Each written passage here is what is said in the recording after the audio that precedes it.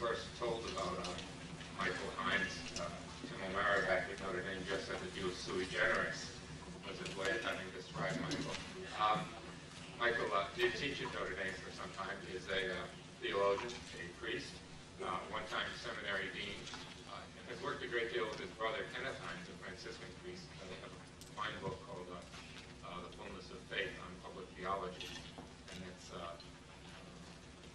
published a few years ago. You have an article in your book of readings that I know some of the mentors, they starred that book. That is something that I'm asking people to do that. What I've asked Michael to talk about is a continuation of where we started last night at this feast, the theme of sacramentality or an incarnational theology, finding God in all things. And I'll let Michael start and talk. I'll talk less so he can speak more. Thanks, Michael.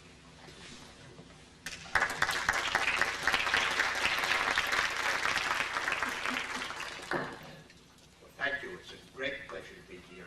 Let me tell you what we're going to talk about. We're going to talk about what it is that I think, at least, makes Catholicism Catholicism. There are, after all, lots of ways of being Christian. There's the enormously rich Orthodox traditions. There's the Anglican tradition. There's the Lutheran tradition. There are the Reformed traditions. There are the evangelical traditions, all of which have marvelously wise, insightful, powerful, important things to say about the Christian tradition. There's also the Catholic tradition. What has Catholicism to say about Christianity? What makes Catholicism Catholicism? And I'm going to suggest to you that more than any other single element, it is the sacramental principle. And by the sacramental principle, what I mean is, and this is a kind of provisional statement of it, I'll be back to explain this much more as we go. The sacramental principle is that which is always and everywhere the case must be noticed, accepted, and celebrated somewhere, sometime. What is always and everywhere true, what is always and everywhere the case, must be noticed and accepted or rejected and celebrated somewhere, sometime. You have to concretize what is always and everywhere the case. Now, let me explain, let me give you some background, and then I hope it becomes apparent why I think that's so important. What I would ask you to do is to think with me about the question for just a moment that Martin Heidegger maintained was the beginning of all metaphysics. Why is there being rather than nothing? And the Christian tradition's answer to that, there are many ways that one would attempt to answer that. The Christian tradition's way of answering that is because it's loved. The reason there is something rather than nothing is because it is the object of love. All things that are loved into being. That indeed, the only reason there is anything is because it is called into being because God loves it. Now, why is that so important to say? It's important for a number of reasons. One, if God is God, if God, the handy-dandy bit of theological shorthand that we use to describe the mystery which grounds and undergirds all that exists, if that mystery which grounds and surrounds all that exists, call it God. If we want to call it something else, we can call it something else, but God's handy, it's short, it's 3 letters, it's one syllable, it's been around a while, it's standard terminology. So we'll call it God. If God is God, absolute mystery, if God is utterly complete in God's self, if God needs nothing else, then we cannot talk about creation existing because of what it gives God. You know, now that I teach, I used to teach for a number of years at Notre Dame, and now I teach at Boston College. And the Jesuit motto is ad maiorem Dei gloriam, for the greater glory of God. And I tell my Jesuit friends and colleagues that while that may have great power as an ethical statement, as a theological statement, it's deeply wanting. Because, in fact, you see, God doesn't need great glory. God's got tons of glory. God doesn't know what God can do with all the glory God's got closetfuls of it. God does not need creatures to tell God that God is great. God presumably has noticed. God does not need creatures to glorify God. God's already glorified. Why does anything other than God exist at all? Not so that it can give something to God, but so that God can give something to it. Creation exists as the recipient of a gift. What is it that God, that ultimate mystery, gives to creation? Well, there are only two possibilities. Either God gives something other than God, but that's just more creature, or God gives God. The creation exists so that God can give God's self to it. Creation exists so that God can communicate God's self to creation. Creation exists because it's the object of love, the only ground for its existence. Now, so deep is that in the Christian tradition, that the Christian tradition actually insists that it's the least strong way to understand what we mean by this mystery which grounds and surrounds all that exists.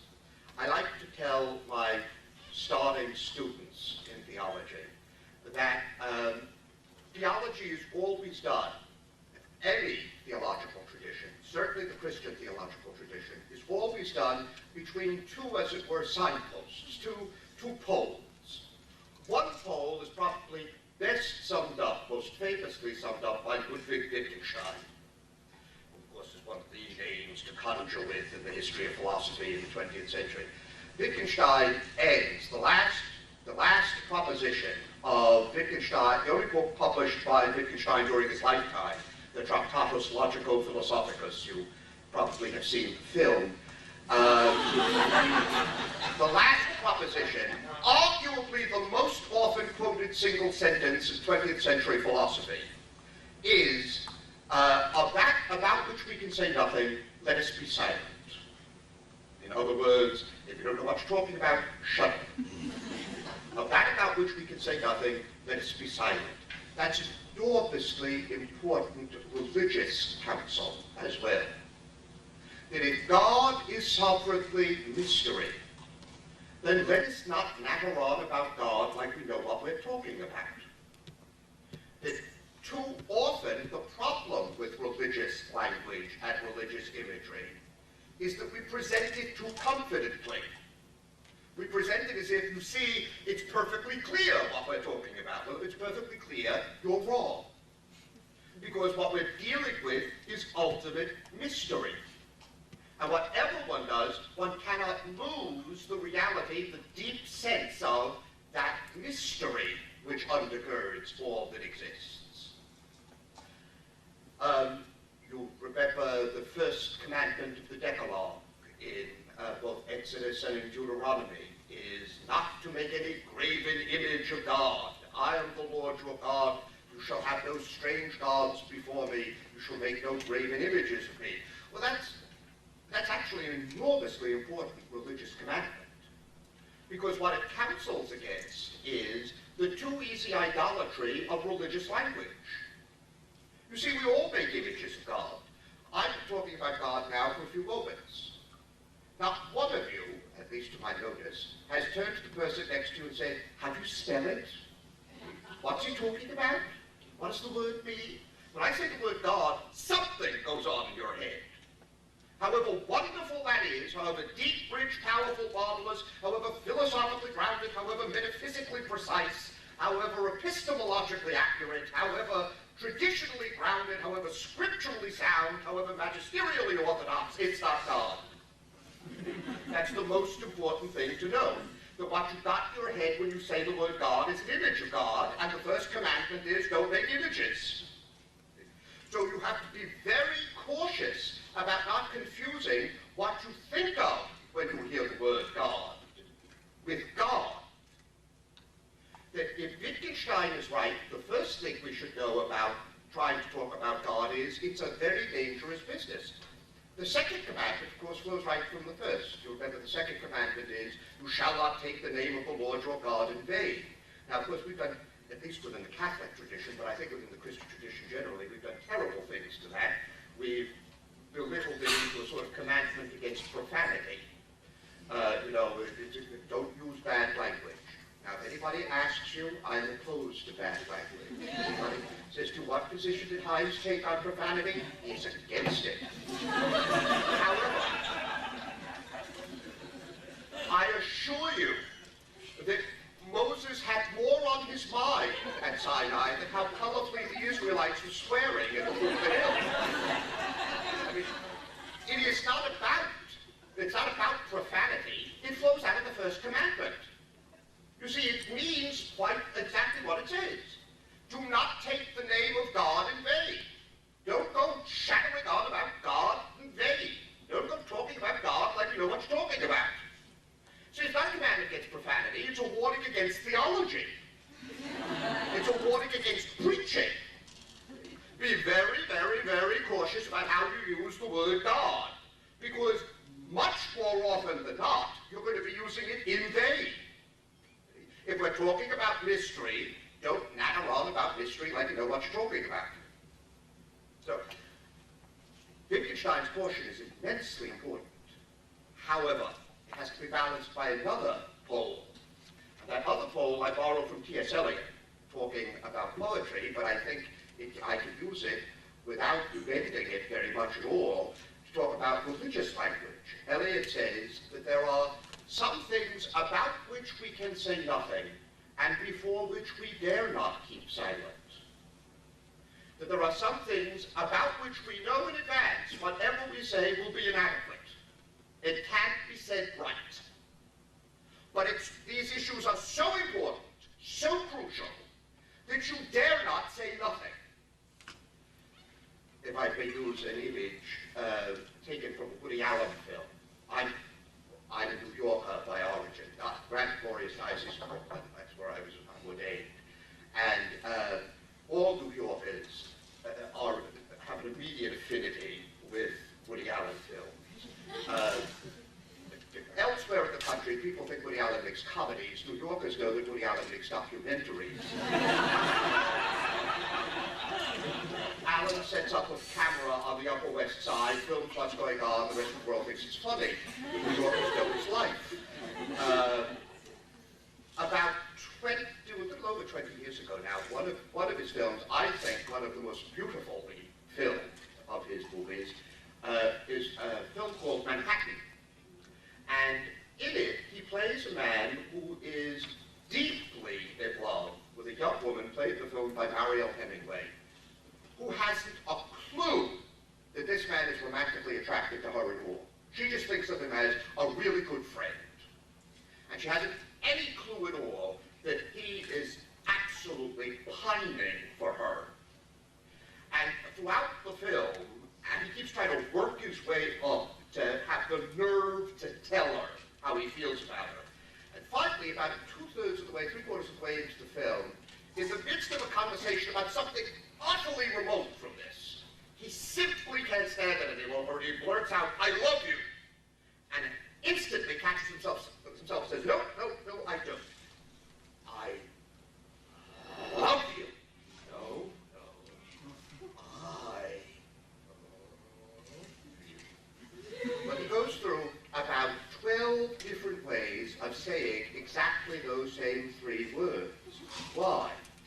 Because the point of the scene is, the moment you say them, you know how hopelessly lame they sound.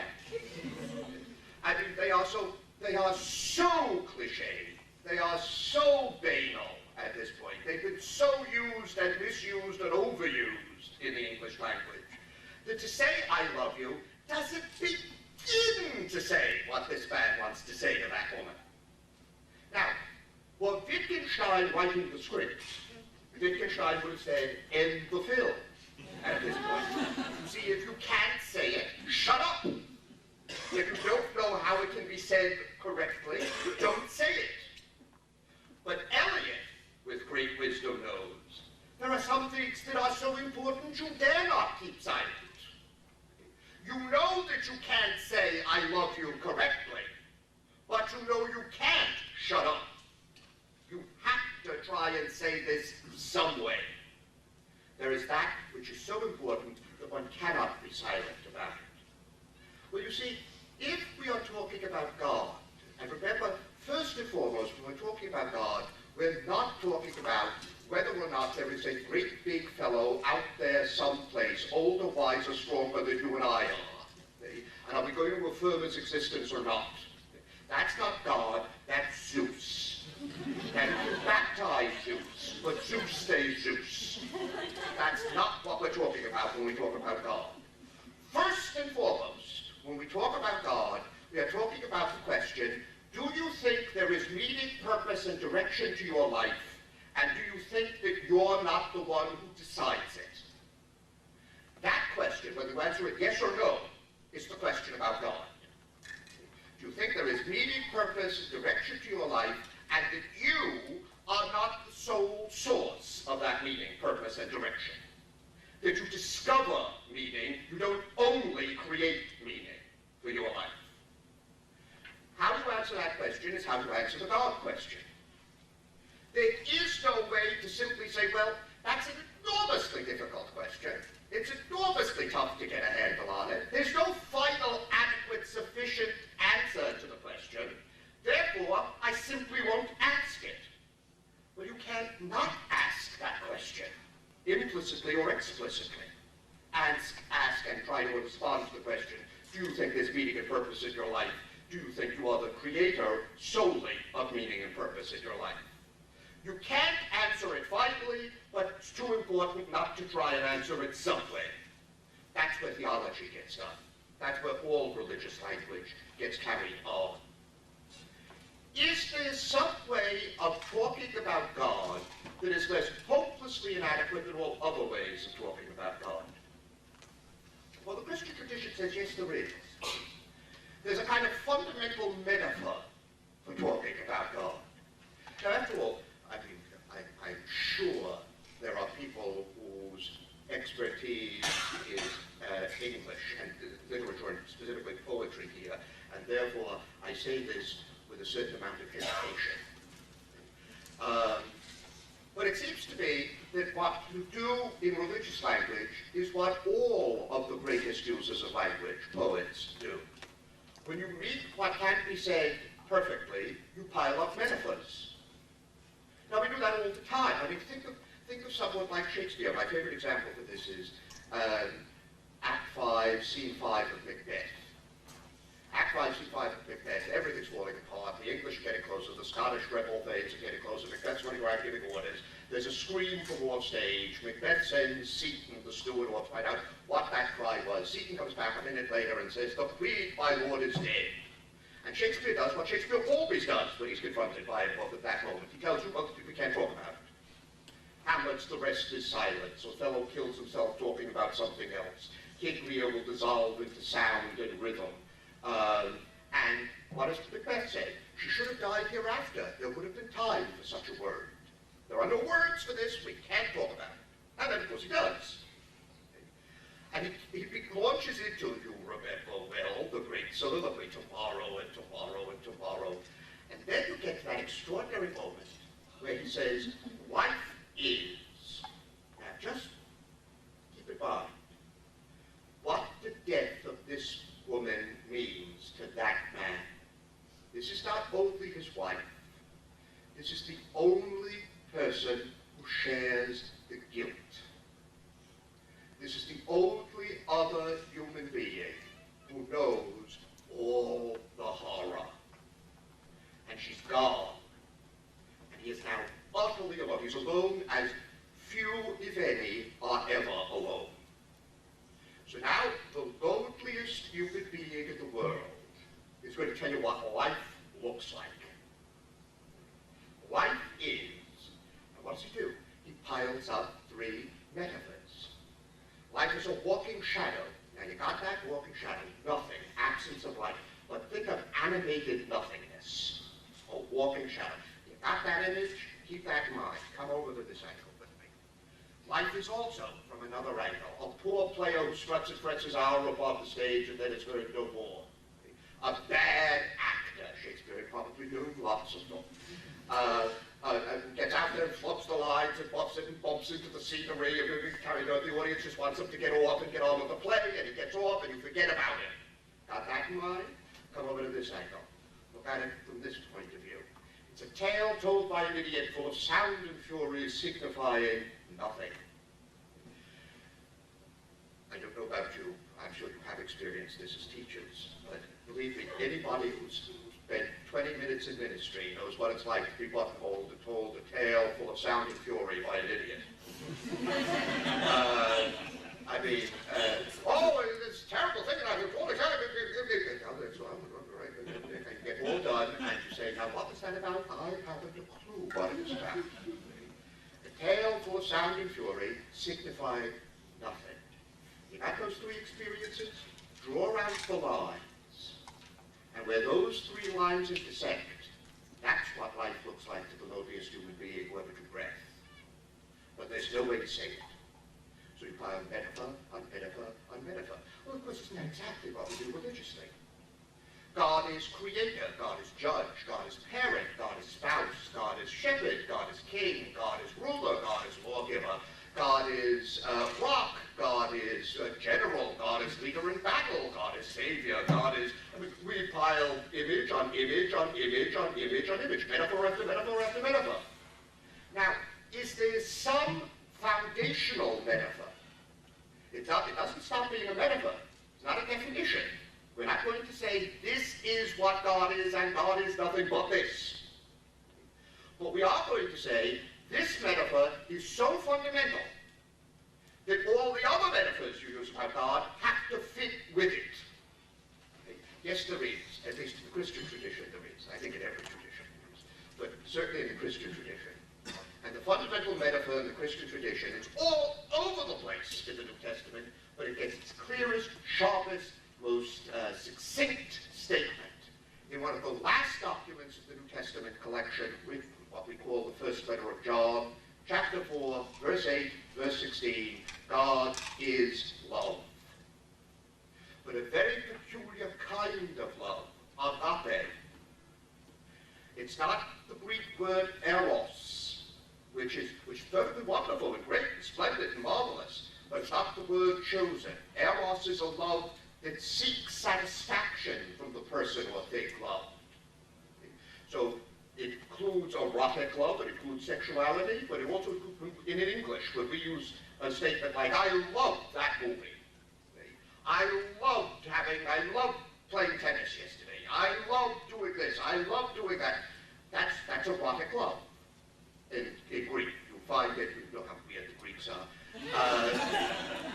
It's erotic love in Greek in that you find satisfaction in the person or thing loved. Agape is not that.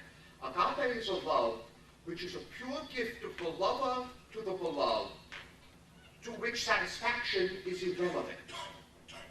The lover seeks nothing back from the beloved, not even gratitude. The lover loves simply because the lover gives the lover's self to the beloved. It is, therefore, often when I'm teaching or writing about this, I prefer to translate agape rather than love, because it is such a catch-all term in English. I prefer to translate it as self-gift. It's the gift of the self to the other, asking nothing in response, not even thank you. It's the pure gift of self to the other. Notice, that's what the Christian tradition says is the least wrought metaphor for talking about God. Now, there's 100,000 things. The whole of the Christian tradition, in many ways, is an enormous expansion of that fundamental claim. For example, we could go into this at great length. You will be thrilled to know we won't. But one of the things to notice about that is, if one says the fundamental metaphor for God is agape, love, self-gift, isn't it interesting that love is not the name of a person, it's the name of a relationship among persons. So that we're saying, if you want to know the least wrong way, there is no right way, but the least wrong way to think about God, you will be least wrong if you understand God, that foundational mystery that grounds and surrounds all that exists, not first and foremost as person, but first and foremost as relationship. And you may say, well, this is all very bizarre. I've never heard this sort of stuff about Christianity. I've heard this about Catholicism. I mean, where do we get this stuff? Well, in fact, within the Christian tradition, certainly within the Catholic form of the Christian tradition, we say it all the time. We say that we're doing and saying things in the name of the Father, and the Son, and the Holy Spirit. That we're not claiming God is the one, we're claiming God is the relatedness of the three. That God is least strongly thought of as a kind of relationship, an enormous explosion of love.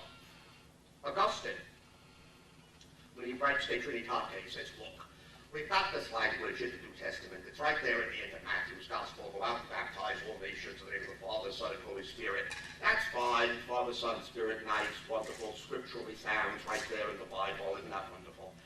However, says Augustine, it's not the most helpful language of the world. And he sets out to see if he can find alternate sets of terms that might convey this better. And he comes up with two sets that he particularly likes. I must confess I particularly like. He says, perhaps better than Father, Son, Spirit would be giver, recipient, and gift given. Or, his alternative to that is, lover, beloved, and the love between them. That's what we're talking about when we talk about God. That from all eternity, God is endless self-gift, endless outpouring of self. From all eternity, God is endless acceptance of the gift of that outpouring and the rejoicing in it. And from all eternity, God is the outpouring.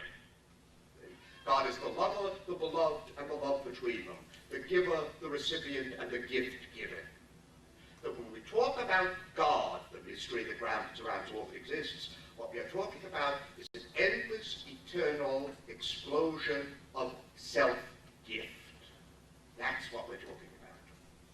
Which is why, you see, when we come to talk about creation within the Christian tradition, why does God create? Because God gets a kick out of it. Because God's like that.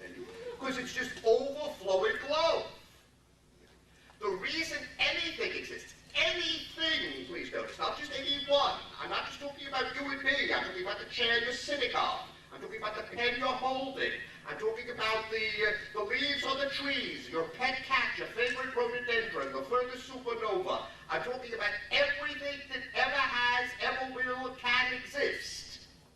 Why does it exist rather than nothing? Why is there something rather than nothing in Heidegger's question? And the answer is, because it's loved.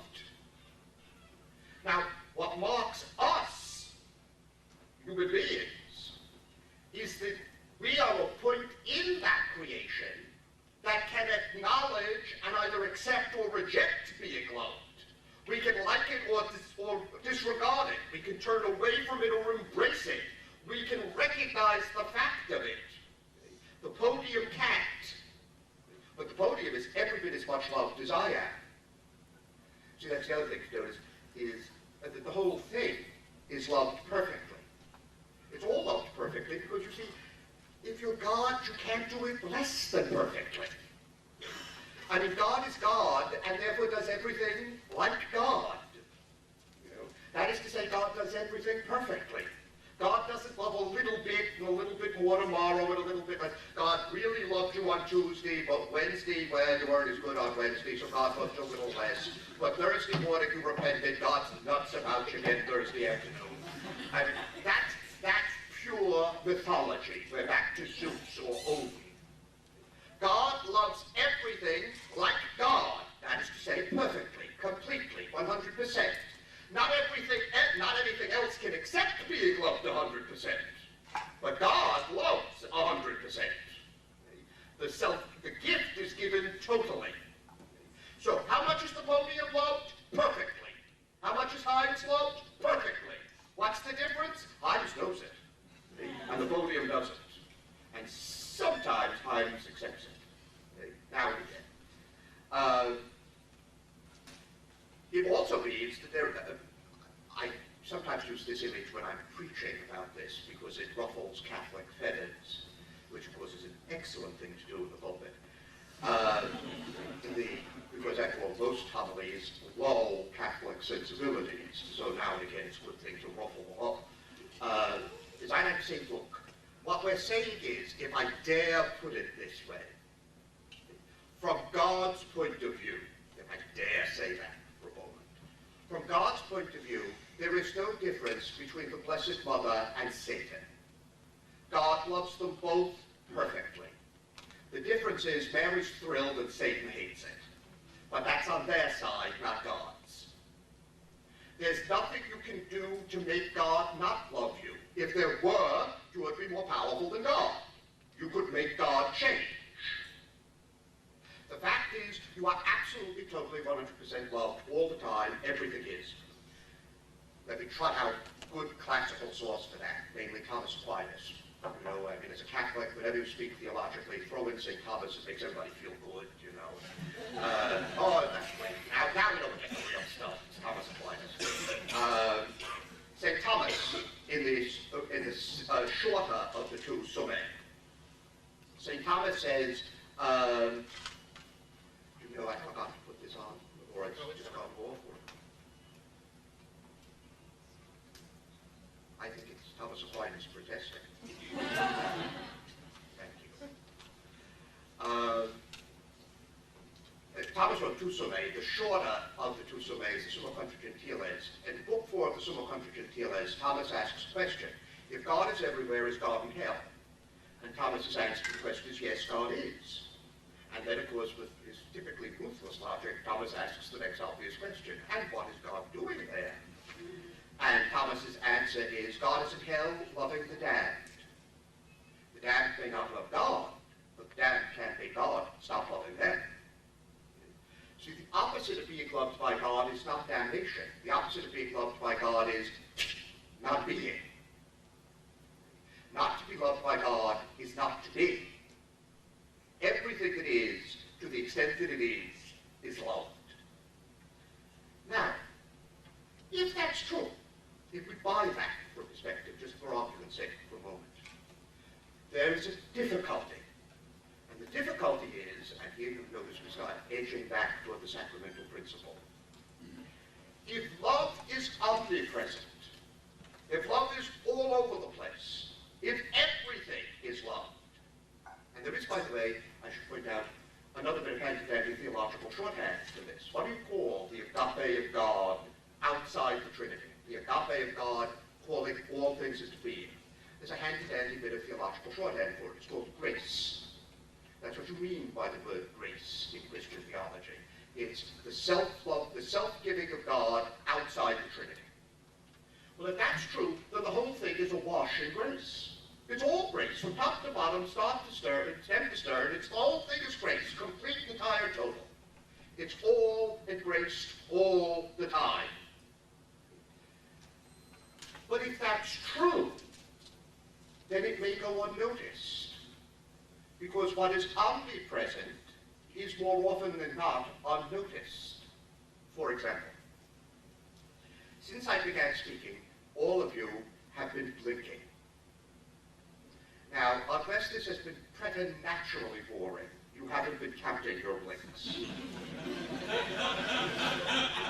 I'm always a little reluctant to use that example. There's someone at the back there that would say 5,619. We don't think about blinking.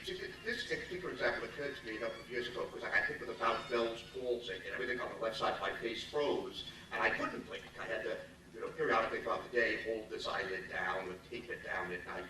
Everyone on that side of the room thought I was being fresh with them all the time. I kept telling you, don't flatter yourselves.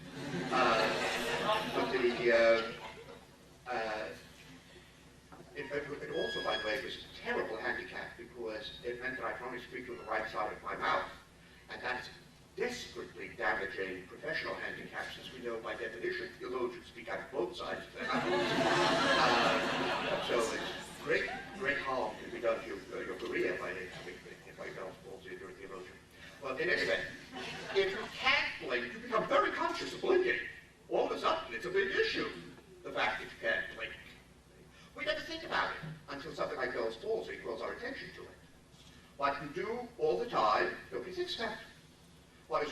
there, nobody pays attention to it.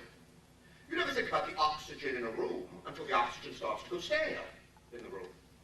Your heart beats all the time. You don't think about your heart beating. We would notice if it didn't as you slumped to the floor, but normally you don't pay any attention to that. And if grace is omnipresent, then grace is clearly going to be ignored. What is always present tends not to be noticed. There have to be occasions when grace is called to our attention, when it is concretized, when that which is always the case is made so present that we cannot help but notice it, accept it or reject it, and if we accept it, celebrate it. What do you call those moments? You call them sacraments in the Catholic tradition. Now, I'm not talking just about the 7 great public rituals that Catholics celebrate. By sacrament, I mean any person, place, thing, or event, any sight, sound, taste, touch, or smell that gets you to notice the love which undergirds all that exists. The love which undergirds your being and the being of everything about you. What are those moments when you see, first of all, how many are there? Potentially, they are virtually infinite. How many things exist in the universe? There is nothing that cannot be a sacrament. Absolutely nothing. Even, St. Augustine liked to point out, sin. In the context of repentance, sin can become a moment when you discover how deeply loved you are, that even in spite of this, you are forgiven. There's nothing that cannot become a sacrament. Absolutely nothing. We all have our personal sacraments.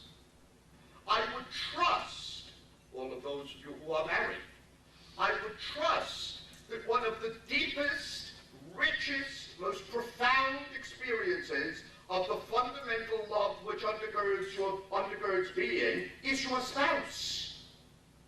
Those of you who are parents, it's your children. To your next-door neighbors, they're the pests next door. To you, they're sacraments.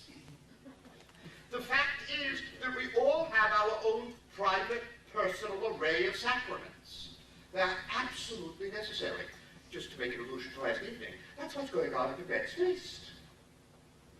I mean, did you notice in the film, marvelous film, did you notice in the film how we move from an insistence on the centrality of word at the beginning of the film, and you have a few crackers and some really ghastly-looking soup, to the end of the film, where you don't talk about God at all, but wow, you really taste that wine. You really appreciate this food. And you notice the stars at the end. Very important moment. I'll be back to that business of noticing the stars at the end of the film. This is why, you see, this is why Catholic liturgy looks the way it looks. You could use anything. The fundamental principle of Catholic liturgy is everything on the kitchen sink. Why? Because there's nothing that is not potentially sacred. It's all embraced. So what do you like? You like singing, we sing. You like dancing, we dance. You like parades, we march in, we march out, we wave banners, we ring bells, we play organs, we blow horns, we sound trumpets. If you like eating, we give you something to eat, something to drink, we pour water on you, we put you to bed when you get married, we pour oil on you. You have a strong sense of smell, we throw incense at you. Visually, you like paintings, mosaics, statues, big buildings, stained glass, you name it, the whole thing can get thrown in. Because none of it is by definition profane. All of it is potentially sacramental. So the whole thing can get used. There's a wonderful phrase to this from Gerard Manley Hopkins, the great 19th century English Jesuit poet.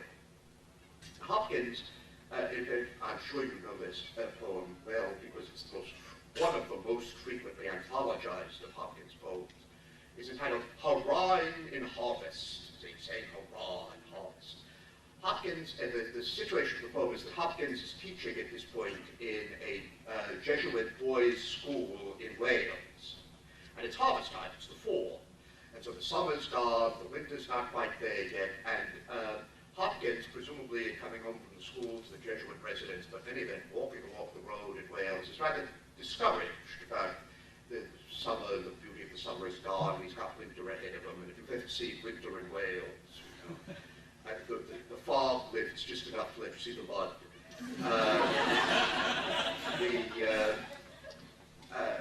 He's kind of dreading the winter, and suddenly he starts to say to himself, well, wait a minute, look at the joy of these people bringing in the harvest. Look at the color of these leaves as they change. Look at the way these clouds scud across the sky, the way the wind blows off the Irish Sea at this time of year. How beautiful this is. Here I am, worrying about what's gone, and dreading what's not here, and not noticing what is here at the moment. And the next to last line of the poem is, in my opinion, the single most beautiful statement in English of the Catholic sacramental principle. Hopkins was Catholic to the tips of his fingers. I mean, just dripped Catholicism. Hopkins, the next to last line is, these things were here, and what the beholder wanted. You see, it's not that the leaves suddenly changed colors at that moment, or the sky suddenly changed. That was already going on. What's changed? Hopkins has changed. It was there. He wasn't a beholder. He's now learned to be a beholder and see what's there. You see, the whole of sacramental life in Catholicism is about training people to be beholders.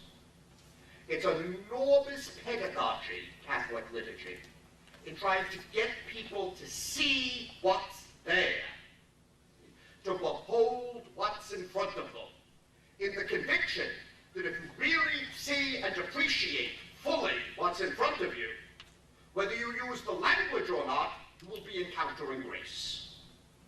You will see the love which undergirds everything. That, you see, is of course what happens at the end of Babette's feast, isn't it? They've all been inside the house, learning to appreciate what's in front of them, the taste, the smell, the aroma, the color of it. And then they go outside into that little square that they've been in 100,000 times. And they look up at the stars and begin to sing. And you remember that marvelous, marvelous line, one of the two most spectacular lines in both the story and the film, when the one sister says to the other, the stars look very close tonight. And the other sister says, maybe they are every night. Why is it that tonight we see what was always there? Because Babette has made you beholders. You have come to appreciate what's there in front of you. That's what sacramentality is supposed to be about. Now, what has all this to do with education? I suggest to you that if this is true, that anything that alerts, awakens, enlivens, expands the imagination, opens the vision, enriches the sensitivity of any human being is a religious act. It's all part of beholding sacramentally. No, we may never use that language. If I may give you a favorite story of mine for this. Back at the very beginning of the century, 1901, there was a man named Friedrich von Hugel, who is, I think, not I alone, certainly, but I certainly am one of the people who think one of the most profoundly Catholic people of the 20th century. Friedrich von Hugel, despite the very German-sounding name, was actually an Englishman. His father had been an Austrian baron, but his mother was a Scot. He was brought up in England. English was his first language, and so forth. Von Hugel was invited to give a talk to a Christian Students' Association at Oxford. And in talk to this presumably very earnest body of young Christian students at Oxford back in 1901. He asked the question, who is the great example of asceticism, self-discipline, in the 19th century? He's talking about asceticism, self-discipline is an important part of one's spiritual growth. Who is the great example of this in the 19th century, the most striking example of this in the 19th century? And he answered his own question for them. His answer must have shocked those rather sober young Christian gentlemen in Oxford, considering that it's right at the end of the 19th century, dawn of the 20th. He said, without question in his mind, the most important example of asceticism in the 19th century had been Charles Darwin. Because, says Von Hugel, here was someone who took this extraordinarily key, powerful intellect, this extraordinary energy, this extraordinary intellectual drive, and with immense discipline over a long period of time, subordinated it to the varieties of barnacles and the shapes of pigeons' bills. That what Darwin had done was to force himself with incredible clarity and intensity to observe what was there. That, says Von Hugel, is what self-discipline is about. Asceticism is not self-denial because somehow or other that pleases God, who has a mildly sadistic streak. The whole point is that one disciplines oneself sufficiently so that one can begin to move beyond what one hopes, what one dreams, what one fears, what one wants, what one doesn't want, to what is in fact there. To see the reality, not only the reality shaped by my fears, my dreams, my hopes, my worries, etc., etc., etc. I like to say, to tell students, that the point of asceticism is to stop looking in the mirror long enough that you might get a chance to look out the window. To stop looking at yourself long enough that you see something else. And in the conviction, on the Christian, on the Catholic side, that if you genuinely see what's in front of you, you will be discovering the love which undergirds all that exists. You will discover the omnipresence of grace, though you may not call it that. Well, where do people today learn that kind of self-discipline?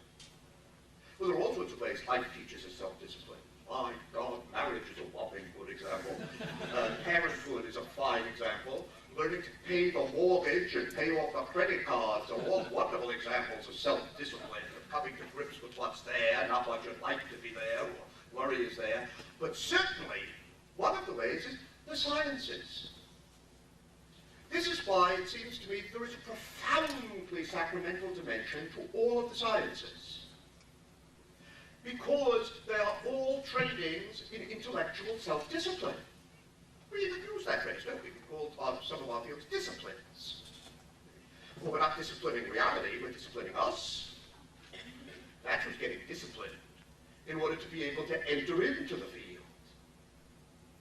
Anything that expands the imagination, enriches the vision, liberates the will, frees the vision, disciplines the attention, or anything that does that is a profoundly religious act. Indeed, so convinced am I of this, that this would be a whole other angle at which to come at this, which I have not done today, but were we to come at it from the side of what we say about incarnation, that in fact God has become human, not acts human, not looks human, not pretends to be human, but God has chosen to be what we are. That humanity is what you and I and God share in common. If one maintains that, then how do you become like God? A very good handy-dandy description of sanctity. How do you become like God? You become like God by being as human as you can get. Because humanity is what you and God share in common if the incarnation is to be affirmed. And if that's true, then whatever opens the will and enriches the imagination, etc., is whatever makes you braver, wiser, stronger, more intelligent, more responsible, more loving, makes you more like God, makes you holy. And certainly, education is an enormously important part of that. That's why Christianity got involved with education to start with. It's not because, well, you got teach them mathematics and maybe they'll sit through catechism. Bring them into the business school, but tell them they have to take theology for 6 credits. I mean, the point is, any field is ultimately religiously based if the whole thing rests on grace, if the whole thing rests on the self-giving of God. Because I want to leave opportunities for question, let me draw somewhat rapidly to a close. This sacramental conviction, more than anything else shapes Catholicism at its best. Now, I emphasize at its best. Catholicism is not always at its best. It was at its best for about 20 minutes one Tuesday afternoon in 986. Granting the fact that that Catholicism does not live up to this all the time. But after all, if we were all going to demand ourselves to live up to our very best all the time, which one of us would have gotten out of bed this morning? Because Catholicism is in fact always shaped by this sacramental vision. Because the Catholic tradition, at its wisest, at its best, is always shaped by the conviction that at the root of all of reality lies grace. Because that's true, the whole of what might be called the humanities, as well as the sciences, become religious fields. Let me give you a closing image. Canto 100 of Dante's Divine Comedy. Remember, each of the hell, purgatory, heaven have 33 cantos, and then you get the 100th to complete and that last canto, Dante attempts to do what Wittgenstein would have told him he should have skipped, even making a stab at.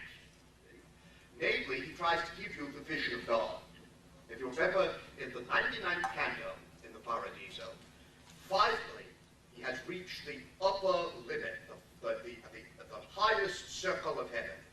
Beatrice has led him to the highest circle of heaven, and she gestures for him toward Bernard of Clairvaux, who was kind of the symbol of everything that was richest and best in the spiritual tradition of the Christian community of the Middle Ages. And Dante says he gazed at Bernard with awe, but he realized Bernard is staring steadily across someone else, and he finally starts to follow Bernard's gaze, and there's Mary.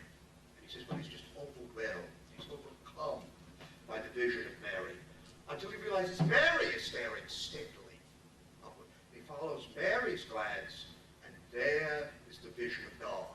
End of Canto 99. Canto 100. He's now going to try and do the undoable. Needless to say, he fails. He just fails less badly than anybody else has ever failed, for my money. But that's because if you're not Dante, be Mozart. If you can't be either, it's all chopped liver after that.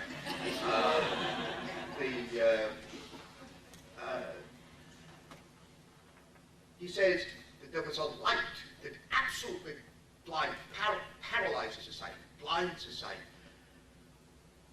And as it burned his eyes, it healed them. So that he begins to realize the light is actually the interaction of 3 colors, 3 concentric globes of 3 colors, because he's thinking of the image of the Trinity. But as his eyes were more and more pained, but more and more strengthened by that burning, he could look into the very depth of the light, and in the light he saw the Christian humanist tradition doesn't get better than this. I saw one exactly like myself. See, he sees the incarnation. I saw one exactly like myself, and then the great last line that the whole of the Divine Comedy has been leading us to. And then I knew the love that moves the sun and other stars. See, it's Dante's statement of the sacramental principle. The whole thing, the sun and all the stars, it's all grounded and moved by love. It all exists because of endless self-gift. That's what needs to get sacramentalized. And the attempt to do that is what enlivens the Catholic tradition at its best. Thank you very much for your attention.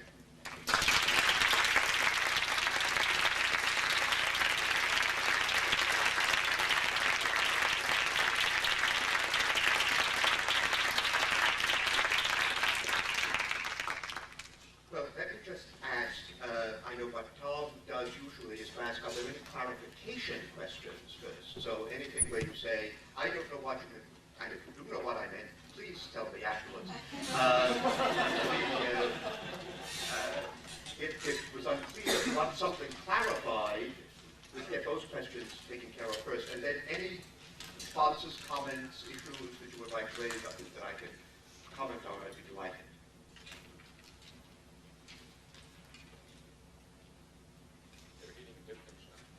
Yes, I'm going to say, I thought it was another triumph of pedagogy.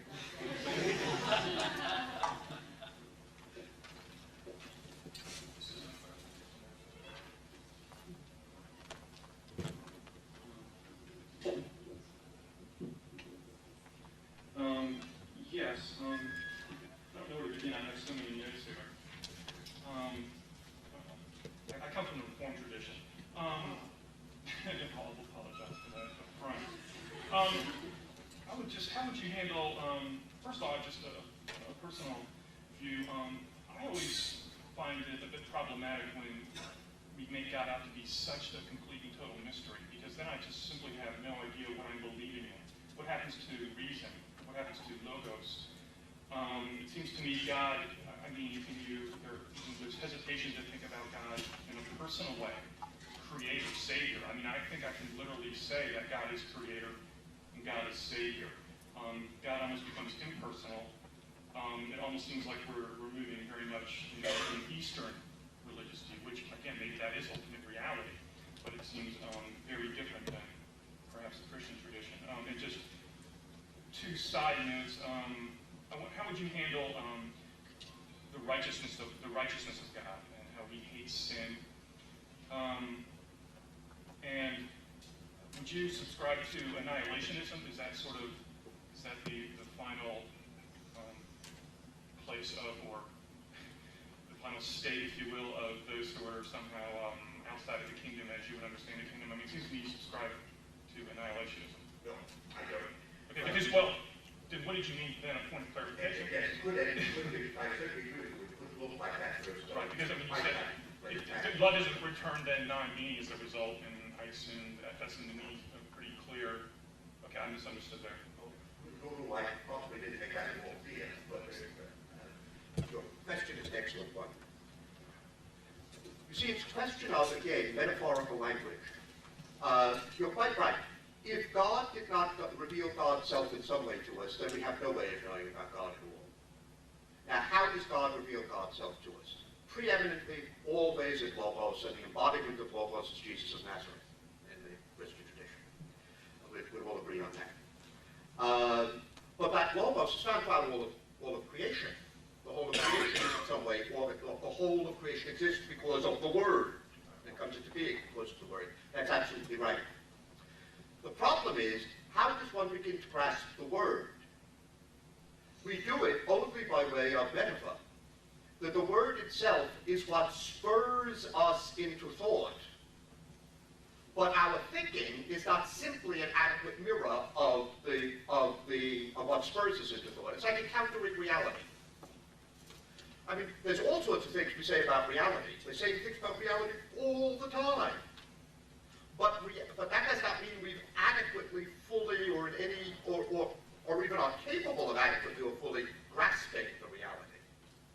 You see, if one grasps the Logos, then one has comprehended the Logos, which makes the mind bigger than the Logos, so you're God. If I could respond to that, I would simply say, I would respond by saying that to understand attributes of God, I can say God is the Creator. That's a concept that is ontologically true. God is the creator, and so that word, it's inadequate. God is so much more, but I can apprehend God as the creator, and I think that's perfectly reasonable. And I can understand God in that way. With that does not mean that I comprehend the totality or the mystery of God, but I mean, the thoughts we have, I mean, we think in terms of words and concepts, and those concepts can match up and very accurately describe the underlying reality, and they can be, and so in that sense, I mean, there's great mystery without question, but I think it seems to me I'm not quite sure what I'm to believe in at all. Well, that's another issue in terms of what the church believes in, and what the church insists as being some ways of understanding God, of saying something about God which is true. Certainly possible to say things about God which are true, but that doesn't mean that you can say the truth about God. I would disagree there. I mean, God is the creator. That is the truth about God. Except if I ask you what creator is. The creator of everything that we see. Yeah, well, what is it? See, what I'm getting at is our notion of creator comes out of our understanding of the human experience of creation. That's fine. Yes, but God is not a human creator. So whatever you mean when you use the word creation, which is a word describing a human experience, has to get stretched, pulled, expanded, used metaphorically when you talk about God. Otherwise, Mozart's a creator. Dante is a creator. God is a creator. But clearly the word doesn't mean the same thing. The universe, all reality apart from the being that is, that he or she is in himself. So I don't, it seems to me we can embrace reason and we can embrace the descriptions and the revelations we have of God and learn so much about God, and that we needn't feel frustrated even at a fundamental level that we can't understand God. I think you're certainly correct, and I agree with you profoundly that we can say enormously important things about God, but we cannot finally say the adequate things about God. That all of our language is metaphorical, or as Thomas Aquinas would have said, analogical about God. But that literal statements about God are always false. Okay, I'll have to agree to disagree at that point, obviously.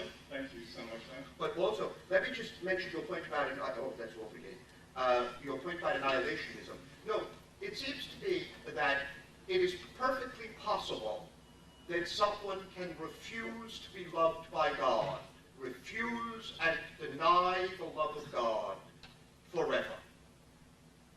Because if we can't, it seems to me, this is that question, sometimes students will say to me, you know, I don't really believe in hell. I don't believe that God, you know, and I said, no, look, hell is not something that God sends you to. Hell is what you embrace. Hell is the refusal to love God. It's being loved by God and refusing to accept being loved by God. Now, if that's the case, to say, I don't believe that someone can say no forever, is not a statement about the goodness of God, which is what they usually intended to be. It's a statement that you really don't believe in human freedom. That ultimately, when push comes to shove, ultimately, you're programmed to love back.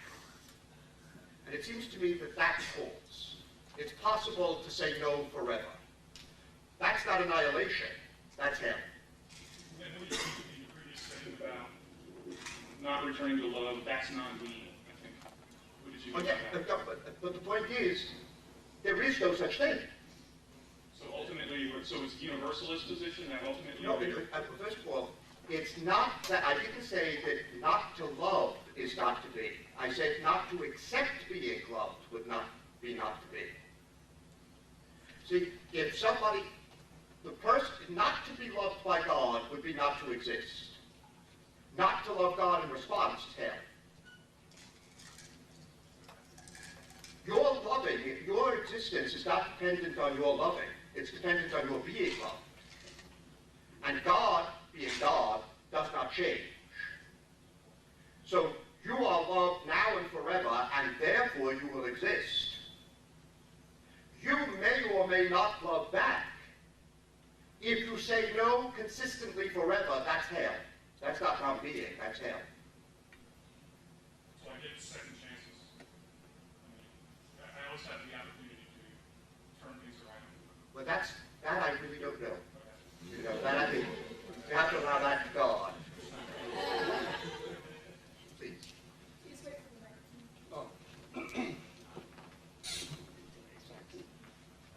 I do want to ask sort of a related question, though, in a much different context. I was particularly struck by when you articulated the sacramental principle in relation to liturgy, how you said, well, you know, potentially anything could be used. And at least in practice, in my familiarity with debates on enculturation in India and Africa, you know, very few things are used, and in the debate over what symbols and materials to use in the liturgy that would be appropriate in a particular context, the issue of truth does come to the fore, at least when it's raised by bishops and people in Rome. And the point is simply that there are certain symbols within a particular context that do not reflect the fullness of Christian truth, or have the potential to confuse people about Christian truth claims. And I wonder if you confuse bishops. yeah, well, I'm a junior faculty member, I can't do it. But I wonder how you would apply your discussion of the sacramental principle to specific debates surrounding, say, liturgical adaptation, enculturation. That's a wonderful question. There are certainly metaphors, for example, language, that you can't use as regards God in any way in which the language still makes any recognizable sense. That's why there is a fundamental metaphor, and that fundamental metaphor is agape. So, for example, could you say God is hatred? Well, no, I don't think you can, because that simply runs counter to the fundamental metaphor. Can you say God is evil? No, I don't think you can. That runs counter to the fundamental metaphor. So there would be certain ways of talking about God which would simply be ruled out, it seems to me. I think that's true. But certain things, I'd be much less, not ways of speaking, but things, I'd be much less quick to say. As I'm sure you know, I would suspect from your reference to enculturation of liturgy, you're well familiar with this. There is, in fact, a classic case of this, and a horrifically dreadful case of this in Catholic history. It goes back to the 17th century, the so-called Chinese rites controversy, when Catholic missioners and teachers at work in China, most specifically Jesuit teachers, really were meeting with great encouragement and were embraced with great excitement by many people in China, and attempted to adapt elements of the Catholic liturgy to Chinese practices. For example, something like what the West calls ancestor worship, which the missioners quite clearly, quite correctly, I think, recognized. It's not a question of worshiping God. It's not adoration. It's something much closer to what in Catholicism would be the veneration of the saints. It would be something like the communion of saints. On the other side of the world in Rome, that made no sense at all. And so it was simply perceived as watering down the faith. And so all adaptation was forbidden. The liturgy is to be celebrated exactly the same way in China as it's being celebrated in St. Peter's. And any adaptations are ruled out. It was just a disaster. It seems to me that we have to be very, very careful and very cautious. This has to do with that notion of discipline that I was talking about. To find out, if I'm talking to you in your cultural context, when you do X, or handle Y, or say Z, what does that mean to you? Not what does it first suggest to me coming from my context, but what does it mean to you? And then one can begin to say, now there are ways in which this might be celebrated, be able to celebrate the presence of grace. But that can only be done by careful, painstakingly careful attention to what the context in which these actions or realities are used and celebrated. Yeah,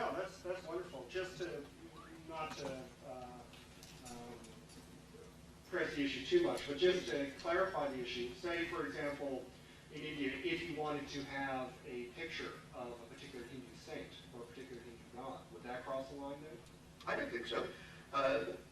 You could do what Catholicism has long done, just call it the Blessed Mother. Oh, that's fine. I mean, we've got Black Madonna in Czestochowa. We've got, Our Lady of Guadalupe, who clearly is not a young Jewish girl. She's clearly a young Native American woman.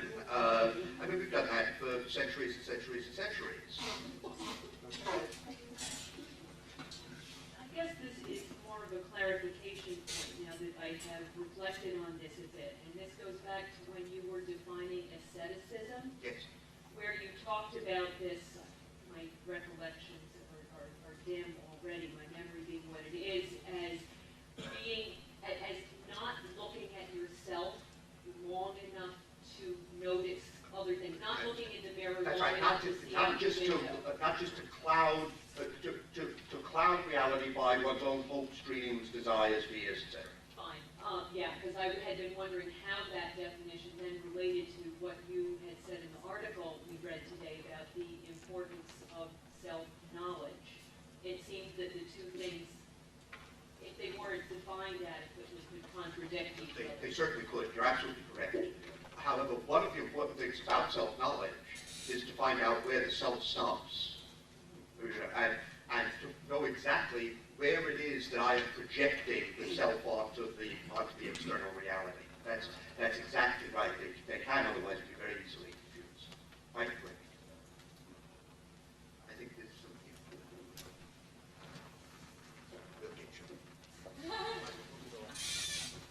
That's my question. I was wondering, Dr. Hunter, if you would comment on the passage, I think it's either in Ephesians or Colossians, which always struck me as profoundly intriguing and certainly embodying the sacramental nature of all creation, but with a very Christian focus. And that is when, I believe it's Paul says that he is the pattern and image of all things made. All things. Which sometimes I have found, if you present that, and I'm Protestant myself, but I've presented that to other Protestants and they back away from that. Like, that's there, that's in there. It's in the scriptures. Even the Catholic backs away from it too. How would you relate that to what you're saying? That's a wonderful question. And it's always seemed to me that that statement in the Pauline literature is very deeply related to the prologue to John's Gospel, that all things were made through him, and nothing was made except through him. What we are saying is, all creation exists to receive God's self-communication. It exists because it's loved. It exists as the object of God's self-gift.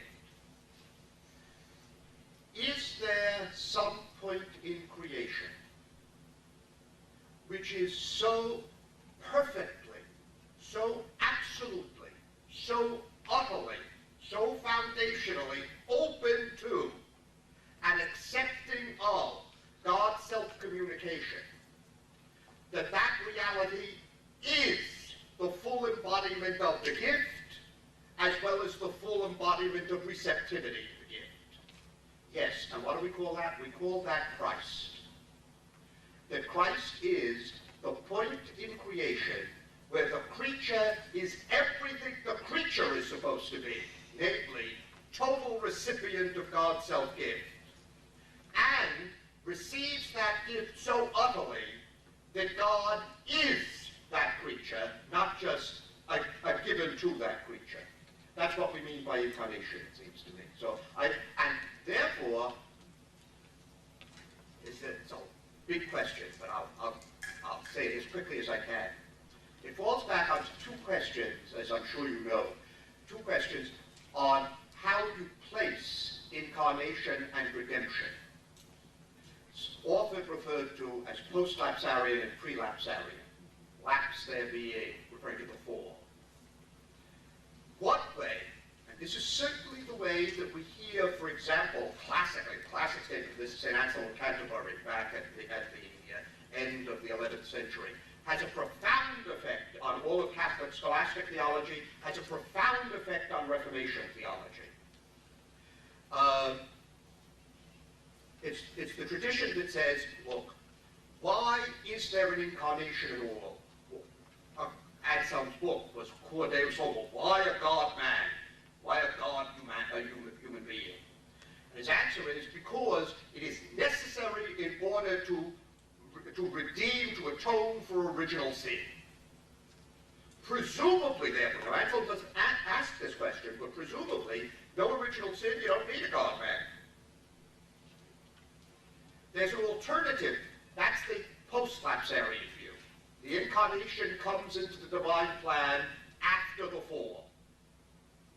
There is a pre-lapsarian point of view, which you'll find in Ephesians, Colossians, and you find very strongly in John, which maintains that no, the effect of the incarnation is different because of the fall. But the incarnation is built into the logic of creation. That God calls creation into being precisely in order to unite God's self with creation. But the climax of that is the incarnation itself. And the example I like to use to talk about that is, I like to say, look, I have a niece and nephew. I'm going to leave each of them $1 million when I die, in their dreams. But that's already in the will. Now my nephew right now is 15. That's in the will. He's getting $1 million when I die. Uncle Michael doesn't die for another 30 years. 30 years from now, my nephew, who's married, has several children, and he has lost his job. It's a point at which we're in a down cycle of the economy. He's at the point of losing his house. The mortgage is about to be foreclosed. He gets word, Uncle Michael's died and left you $1 million. How does he experience being left $1 million? Redemption. Salvation. Uncle Michael didn't leave him $1 million to save his mortgage. He was getting $1 million whatever happened. Given the context he's in fact in, he experiences it as salvation, from the foreclosure of the mortgage. But Uncle Michael was giving him the $1 million simply because Uncle Michael is crazy about his nephew. Well, the same thing is true about incarnation. God is giving God's self to God's creatures because that's what God's like. Given the fact that God's creatures have sinned, God's creatures will experience it as redemption. But redemption isn't the original motive. The original motive is the only motive for God's action, namely agape. Okay?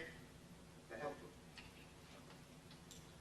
I think we should. I'm going over time. Thank you very much. What a great pleasure.